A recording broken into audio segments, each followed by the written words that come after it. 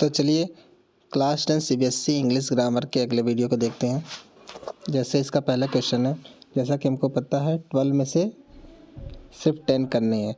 तो चलिए पहला क्वेश्चन देखते हैं। Fill in the blank by using the correct form of the word in the bracket for the given portion of a letter. तो यहाँ पे हमें सही फॉर्म लिखना है वर्ब की। चलिए देखते हैं। To ensure that this project gains strength school में, स्ट्रेंथ स्कूल्स में, यहाँ पे में लगा है। जैसा कि हम जानते हैं मॉडल्स में एक मॉडल है और मॉडल के साथ ज़्यादातर मॉडल के साथ फर्स्ट फॉर्म का ही यूज़ किया जाता है। तो यहाँ पे ऑर्गेनाइज ही रहेगा, मतलब इसकी फॉर्म चेंज नहीं करेंगे। फर्स्ट फॉर्म है तो यहाँ पे ये जो ऑर्गेनाइज है वो यहाँ फिल हो जाएगा। उसके बाद हमारा अगला क्वेश्चन है, identify the error and supply the correction for the given sentence from an art exhibition invitation. तो चलिए देखते हैं एरर क्या है। वैसे एरर वाला टफ होता है, अगर ना मिले तो कोशिश कीजिए इसे अवॉइड करने की। अगर इजीली मिल जा रहा है, वैसे ये वाला इजी है। यहाँ पे जैसा हम देख सकते हैं इनवाइट, और यहाँ पे आर्टिसन क्लब। तो सिंगुलर सब्जेक्ट के साथ हम क्या यूज़ करते हैं, सिंगुलर सब्जेक्ट के साथ V1 प्लस एस या ES का यूज़ करते हैं सिंपल प्रेजेंट टेंस में, या फिर सेकेंड फॉर्म का यूज़ करते हैं पास्ट इंडेफिनिट टेंस में। और जो कि यहाँ पे यूज़ क्या हुई है, फर्स्ट फॉर्म का यूज़ किया गया है। तो इसके मतलब यही है कि एरर इसी में है, इनवाइट में। चलिए देखते हैं। तो यहाँ पे इनवाइट नहीं बल्कि इनवाइट्स हो जाएगा। क्या देखें इसके आगे, तो इनवाइट में एरर है और इसका सही क्या हो जाएगा, करेक्शन क्या हो जाएगा, इनवाइट्स। इस तरह से हम लिख देंगे इनवाइट्स, क्योंकि ये सिंपल प्रेजेंट टेंस की ही बात हो रही है। उसके बाद हमारा अगला क्वेश्चन है, report the dialogue between a mother and her son by completing the sentence. मतलब मदर और सन, उसके सन के बीच के एक डायलॉग को रिपोर्ट कीजिए। चलिए देखते हैं। Why are you late from school Amit while coming from school to the bus stop I slipped by stepping on a banana peel. मतलब एक बनाना के छिलके से। तो हमें क्या करना है, इसको बदलना है। चलिए बदलते हैं। वैसे ऑप्शन में नहीं, ऑप्शन में नहीं है, तो इसको हम चेंज करेंगे। देखते हैं क्या। In response to the question about being late from school Anil says that. अब यहाँ पे अनिल सेज दैट, ध्यान से, एकदम ध्यान से देखना कि यहाँ पे सेज दैट है। तो हमारा जैसा कि फर्स्ट रूल है डायरेक्ट इनडायरेक्ट का, कि अगर if the reporting verb is in present tense और फ्यूचर टेंस, मतलब अगर रिपोर्टिंग वर्ब प्रेजेंट टेंस या फ्यूचर टेंस में होता है तो हम टेंस को बदलते नहीं हैं। ध्यान से, अगर रिपोर्टिंग वर्ब प्रेजेंट टेंस या फ्यूचर टेंस में हो तो हम रिपोर्टेड स्पीच के टेंस को बदलते नहीं हैं। The tense of reported speech is not changed. तो यहाँ पर सेज से हमें पता चला है कि ये प्रेजेंट टेंस में है रिपोर्टिंग वर्ब, इसलिए हम इसके टेंस को बदलेंगे नहीं। बस हम क्या करेंगे, जो भी प्रोनाउन रहेगा उसको बदल देंगे। तो क्या हो जाएगा, खैर ये सब तो बदलेंगे नहीं। While coming from the school to the bus stop, I किसके अकॉर्डिंग बदल जाएगा, अमित के अकॉर्डिंग, जो कि लड़का है, और लड़के के लिए हम क्या यूज़ कर देते हैं, ही। तो बस आई को ही में बदल देंगे। और ये जो टेंस है स्लिप्ड, पास्ट इंडेफिनिट टेंस है, इसको हम पास्ट परफेक्ट टेंस में नहीं बदलेंगे। ध्यान से, ये पास्ट इंडेफिनिट टेंस है, पास्ट इंडेफिनिट टेंस ही रहने देंगे, बदलेंगे नहीं। क्यों नहीं बदलेंगे, क्योंकि यहाँ पर सेज लगा है, प्रेजेंट इंडेफिनिट टेंस है, रिपोर्टिंग वर्ब प्रेजेंट टेंस में है। चलिए मेरे हिसाब से समझ में आया होगा। चलिए अगले क्वेश्चन पे चलते हैं। चौथा वाला, I said to fixed means for us please. तो यहाँ पे हमें 4 ऑप्शन दिए गए हैं, इसमें भरना है। तो यहाँ पे प्लीज़ लगा है, तो रिक्वेस्टेड नहीं है। चलिए ठीक, अच्छी बात है कि रिक्वेस्टेड नहीं है, तो डाउट होता। तो इसका प्रपोज तो नहीं है, प्रोटेस्टेड नहीं किया है, सजेस्ट नहीं किया है, ये दोनों तो एकदम गलत। तो इसका जो ऑप्शन सी वाला है, ऑर्डर्ड, मैंने क्या किया है, मतलब क्या किया है, आई ऑर्डर्ड आवर मील, मतलब मैंने अपने खाने को क्या किया है, ऑर्डर किया है। तो ये जो ऑर्डर्ड है, ऑप्शन सी है, वो सही हो जाएगा। वैसे अगर प्लीज़ को देखकर अगर यही ऑप्शन में रिक्वेस्टेड रहता तो डाउट थोड़ा सा बढ़ता, तो अगर डाउट बढ़ता तो इसको हम छोड़ देते, पेपर में आप इसे छोड़ देते। लेकिन यहाँ पे वैसे ऑर्डर्ड ही रहेगा क्योंकि मैंने क्या किया है, अपने भोजन को ऑर्डर किया है। चलिए अगला क्वेश्चन देखते हैं। According to the studies dolphins, whales and any other, any तो नहीं रहेगा, एनी एक्सक्लूड के लिए लगता है। मच नहीं लगेगा क्योंकि हम सी क्रीचर्स को काउंट कर सकते हैं। तो यहाँ पे क्या फिल होगा, मैनी। क्या लगेगा, मैनी अदर क्रीचर्स, मतलब बहुत से दूसरे, अगर मैनी अदर सी क्रीचर्स मतलब बहुत से अदर जो दूसरे सी क्रीचर्स है, समंदरी जीव हैं, use highly sophisticated navigation system. तो यहाँ पे इसका सही ऑप्शन हो जाएगा मैनी। एनी एक्सक्लूड के लिए लगता है, जब किसी चीज़ से को हम दूसरी चीज़ से अलग करना चाहते हैं तब हम एनी लगाते हैं। और मच कहाँ लगाते हैं, अनकाउंटेबल नाउन के साथ, जिसको हम गिन नहीं सकते हैं। तो जो सी क्रीचर्स हैं उन्हें गिना जा सकता है, इसलिए हम क्या यूज़ करेंगे, मैनी। उसके बाद हमारा अगला क्वेश्चन है, identify the error in the given sentence and supply the correction. The orchestra performed on the central theatre. फिर से वही आ गया, प्रीपोजिशन। ऑन नहीं रहेगा बल्कि क्या रहेगा, इन रहेगा। क्या रहेगा, इन। फिर से बता दे रहे हैं, आपके सिलेबस में प्रीपोजिशन नहीं है। आपको जब पेपर आपको जब देना होगा तो आप कोशिश कीजिएगा कि जो एरर ढूंढने के लिए आपके जो भी सिलेबस में है, जैसे डिटर्मिनर, मॉडल, टेंस, इन्हीं सब में ढूंढने की कोशिश किया गया। इन्हीं सब में आप एरर ढूंढने की कोशिश करेंगे, ना कि प्रीपोजिशन में। मतलब ये जो इन है, एट है, ऑन है, इस सब में आपको एरर नहीं ढूंढनी है। वैसे यहाँ पर जो एरर है मॉडल पेपर का ही है, लेकिन बार बार गलत मिल रहा है। तो ऑन नहीं होगा बल्कि इन होगा, क्योंकि जैसे कि जो ऑर्केस्ट्रा है वो कहाँ पे परफॉर्म कर रहा है, सेंट्रल थिएटर में, मतलब सेंट्रल थिएटर के अंदर। और जब किसी चीज़ के अंदर होता है तो उसके लिए हम इन यूज़ करते हैं, ऑन का यूज़ नहीं करते हैं। ऑन जब कोई चीज़ किसी चीज़ के जस्ट ऊपर हो। मेरे हिसाब से समझ में आया होगा। चलिए अगले क्वेश्चन को देखते हैं। जैसे 7वां क्वेश्चन है, select the option that identify the errors and supply the correction for the following line from a news report. उसके बाद क्या है, the schools have taken several measures to ensure the safety of students like temperature screening of everyone who enter school. चलिए देखते हैं, option को देखते हैं। वैसे एरर तो दिख गई है, ये इंटर है क्योंकि यहाँ पे एवरीवन था, एवरीवन सिंगुलर होता है, यहाँ पे इंटर्स होना चाहिए। चलिए देखते हैं। जैसे यहाँ पे हैव, हैज़, स्कूल्स है, जाहिर सी बात है प्लूरल लगेगा, ये सही है। उसके बाद क्या है, द आ, और उसके बाद द ही रहेगा क्योंकि स्कूल एक नहीं है, काफ़ी है।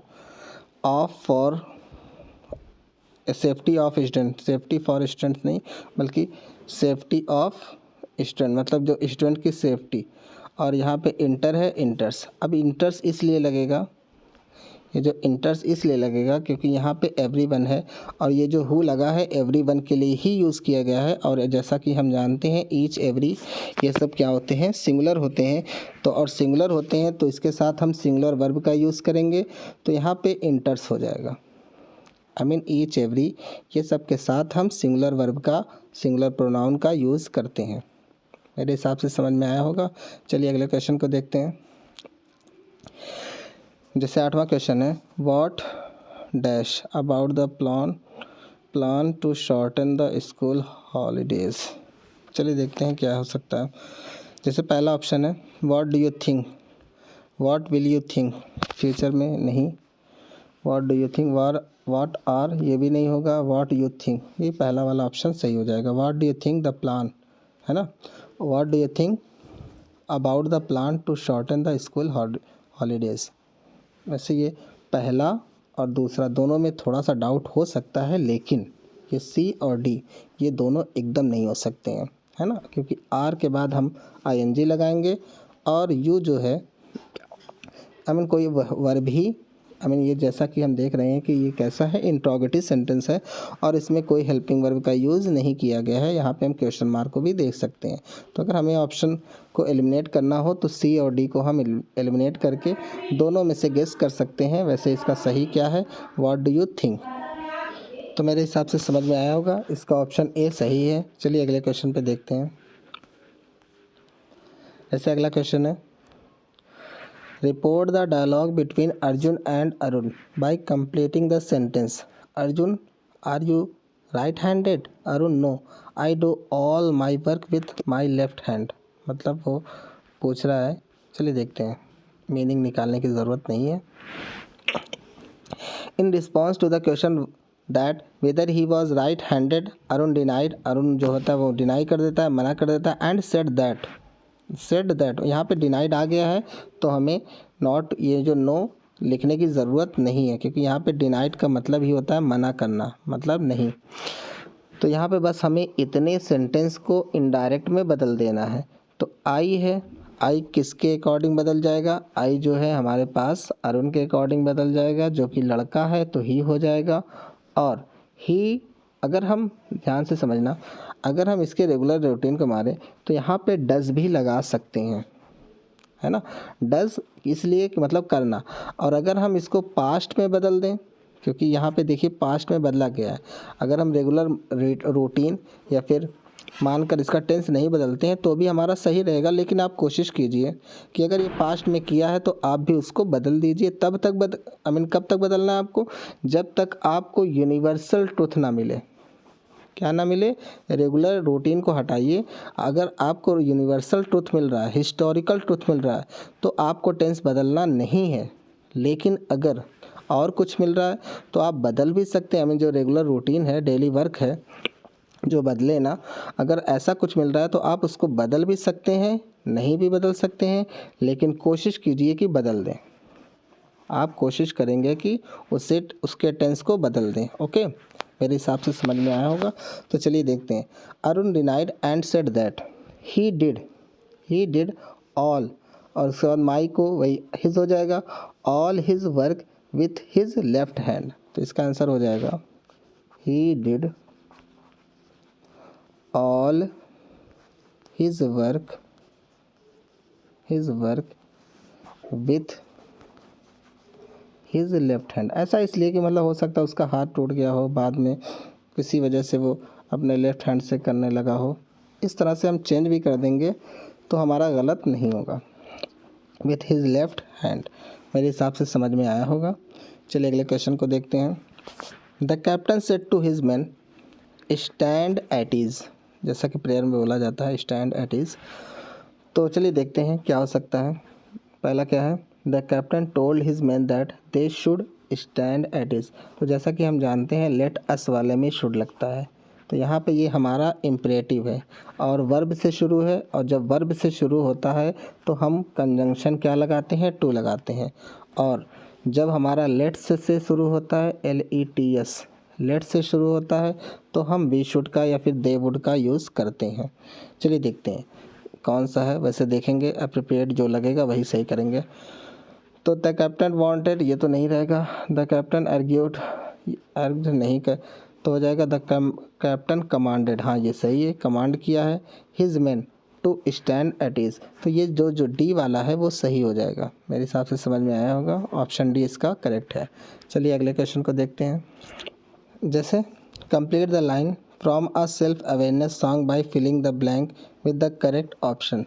तो यहाँ पे हमारा क्या है? I dash a song into the air, it fell to earth, I knew not where, for who dash the sight so keen and strong that it can follow the flight of song. तो यहाँ पर हम समझने की कोशिश करते हैं। ये जो पहली दो लाइन है उसमें पास्ट टेंस का यूज़ किया गया है। फर्स्ट टू लाइन्स में पास्ट टेंस का, जैसे यहाँ पे फेल है, न्यू है। लेकिन अब लास्ट की जो दो लाइन है इसमें देखिए जैसा कि कैन का यूज़ हुआ है ना। तो ये जो कैन का यूज़ हुआ है, तो हमको पहली दो लाइन में क्या यूज़ करना है? पास्ट वाली हेल्पिंग वर्ब लेनी है, पास्ट टेंस का यूज़ करना है, और लास्ट की 2 लाइन में किसका यूज़ करना है, प्रेजेंट का। चलिए देखते हैं। तो यहाँ पे हैज़ तो नहीं होगा क्योंकि पास्ट की बात हो रही है पहली लाइन में। इसके बाद ब्रीथ, डी भी नहीं होगा। बचा कौन, breathed and has, breath had. तो ये जो सी वाला है, वैसे इसमें थोड़ा डाउट आप लोग को हो सकता है, अगर सही से नहीं पढ़ेंगे तो गलत हो सकता है। ऑप्शन बी आप मार सकते हैं, करेक्ट कर सकते हैं, लेकिन आप इसका जो ऑप्शन सी है वो करेक्ट कर सकते हैं, क्योंकि अगर आप सिर्फ 2 ही लाइन पढ़ेंगे तो आपको लगेगा पास्ट टेंस है, और जिससे आप क्या करेंगे, ये जो ब्रीथ्ड और हैड वाले को टिक कर देंगे। लेकिन आप अगर इसको ध्यान से देखें तो वो कहना चाह रहा है for who has the site, मतलब सो कीन एंड स्ट्रांग, मतलब जिसकी जो नज़र, क्योंकि जिसकी नज़र काफ़ी तेज़ है और काफ़ी स्ट्रांग है, that it can follow the flight of song. तो मतलब जो वही, मतलब कौन है जिसकी, इस तरह से मतलब कहने की कोशिश किया जा रहा है। तो इसका जो ऑप्शन बी है ब्रीथ्ड, मतलब पहले में ब्रीथ और दूसरे में हैज़। हैज़ का मतलब क्या होता है, पास है या रखता है, मतलब जिसकी नज़र तेज़ है। तो यहाँ पर ऑप्शन बी इसका सही हो जाएगा, मेरे हिसाब से समझ में आया होगा। अगले क्वेश्चन को देखते हैं, जो कि ये लास्ट क्वेश्चन है। Identify the error and supply the correction for the following. जैसे क्या है, government of Haryana world environment day, Nagar Van are being established. अगर आप इसको देखकर नगर वैन, वैसे ये टफ है, ये जो है सेंटेंस, ये वाला करेक्शन वाला, इसीलिए कहते हैं हम कि ये जो एरर ढूंढने वाला होता है वो टफ होता है। अगर नगर वैन को सिंगुलर मानकर आप यहाँ पे इज़ लगा देंगे तो ये आपका गलत हो जाएगा। कैसे गलत हो जाएगा ये समझने की कोशिश कीजिए, क्योंकि जो नगर वैन है एक नहीं बल्कि काफ़ी नगर वैन को बनाया गया होगा, है ना, काफ़ी नगर वैन को बनाया गया होगा। तो जिसके लिए ये नगर वैन जो है ये प्लूरल ही है। Nagar Van are being established for the objective, objective वैसे यहाँ पे फॉर नहीं रहेगा बल्कि क्या रहेगा, विथ, मतलब इस ऑब्जेक्टिव के साथ, मतलब जब किसी उद्देश्य के साथ काम किया जाता है तो वहाँ पे हम विथ लगाते हैं, ना कि फॉर। फॉर मतलब किसी चीज़ के लिए, और विथ का मतलब जब हम किसी उद्देश्य के साथ, किसी चीज़ के साथ दृढ़ संकल्प के साथ इस तरह से हम काम करते हैं तो वहाँ पे हम विथ लगाते हैं, ना कि फॉर। तो यहाँ पे जो एरर है, वैसे ये भी क्या है, प्रीपोजिशन ही है, जो कि काफ़ी टफ है, जो कि आपके सिलेबस में नहीं है। फॉर, विथ, ये सब प्रीपोजिशन होते हैं। तो ये था लास्ट क्वेश्चन। तो इसका जो एरर है फॉर, और करेक्शन क्या होगा, विथ। मेरे हिसाब से समझ में आया होगा। Thank you.